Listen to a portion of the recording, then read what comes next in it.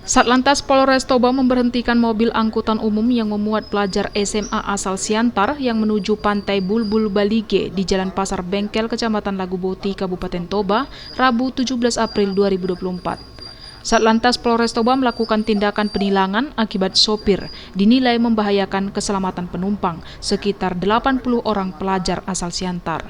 Kesehatan, patuhi rambu-rambu lalu lintas jalan. Terima kasih. Selamat siang. Salam presisi. Selamat siang, salam presisi dengan Ibtu Nana Kusumo, Kasatlantas Polres Toba beserta personil dari Polres Toba.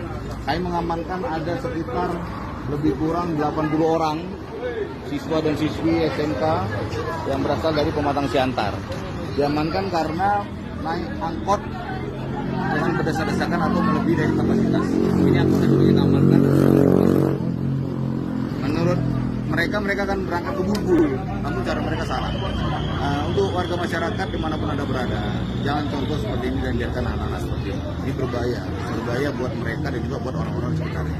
Juga untuk para pengemudi angkutan umum, kalau memang sudah melebihi kapasitas jangan dipaksakan. Karena apabila nanti terjadi kecelakaan, Anda juga dapat diperiksa dan dijadikan tersangka. Karena tidak ataupun membiarkan orang lain melakukan kesalahan. Ya, tetap perhatikan keselamatan, jaga kesehatan, patuhi rambu-rambu lalu lintas jalan. Terima kasih, selamat siang, salam presisi.